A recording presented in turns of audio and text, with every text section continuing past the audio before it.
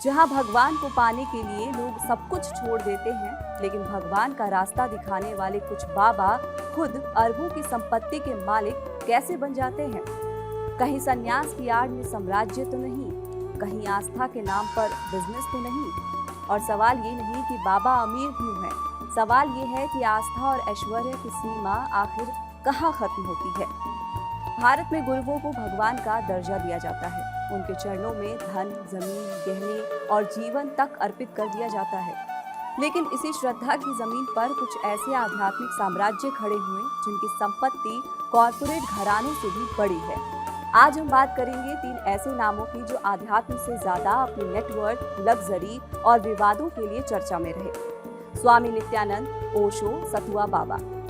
स्वामी नित्यानंद विवादों में घिरा सबसे अमीर बाबा। कहा जाता है कि भारत का सबसे अमीर धार्मिक गुरु नाम नित्यानंद स्वामी। एक ऐसा बाबा जिसने खुद को हिंदू धर्म का पुनरुद्धारक बताया, लेकिन जिसकी पहचान ज्यादातर विवादों से बनी। 2003 में बेंगलुरु के पास पहला आश्रम, धीरे धीरे नित्यानंद ध्यान पीठम फाउंडेशन का दुनिया भर में नेटवर्क फैल गया। Bharat, America, Europe, Australia. Reports के मुताबिक नित्यानंद की अनुमानित संपत्ति करीब 10,000 करोड़ रुपए है। सैकड़ों मंदिर हैं, गुरुकुल है, आश्रम है, ट्रस्ट है और विदेशी दान।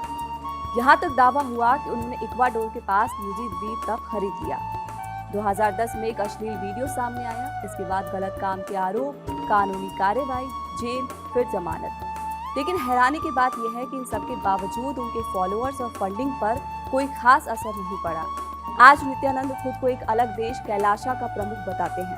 अब आते हैं 90 से ज्यादा रॉल्स रॉयस रखने वाले बाबा की।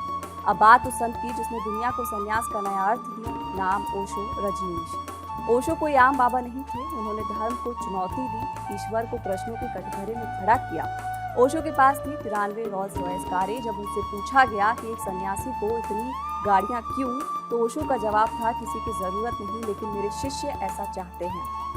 ओशो के पास कितनी संपत्ति थी, इसका अंदाजा लगाइए कि उन्होंने अमेरिका के ओरेगन में 64,000 एकड़ जमीन लेकर अपना शहर रजनीशपुरम तक बना दिया।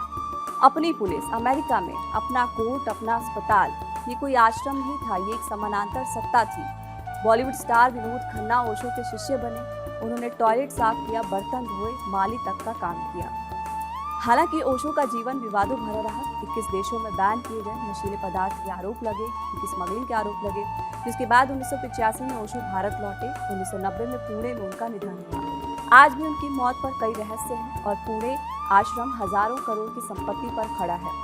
हालांकि उसका संचालन उनके अनुयायी कर रहे हैं। अब बात उस बाबा की जो इंस्टाग्राम युग का प्रतीक है। असली नाम संतोष तिवारी, रहने वाले ललितपुर यूपी के। 11 साल की उम्र में घर छोड़ा, आध्यात्म की राह पकड़ी, लेकिन आज 3 करोड़ की Land Rover Defender, luxury Porsche, private plane की चर्चा और पॉलिटिकल कनेक्शन तक है। लोग पूछते हैं कि सतुआ बाबा के पास ये सब पैसा कहाँ से आया, दान कहाँ से मिला, श्रद्धालुओं ने दिए या कोई और रास्ता था। सतुआ बाबा का जवाब साफ होता है कि मैं किसी को जवाबदेह नहीं मानता। मेरी कोई जिम्मेदारी नहीं है इन सब चीज़ों को लेकर जवाब देने की। फिलहाल इस वीडियो में इतना ही। आप इस पूरी जानकारी पर क्या सोचते हैं हमें कमेंट बॉक्स में जरूर बताएं। साथ ही हमारे चैनल कड़क को सब्सक्राइब करना बिल्कुल ना भूलें।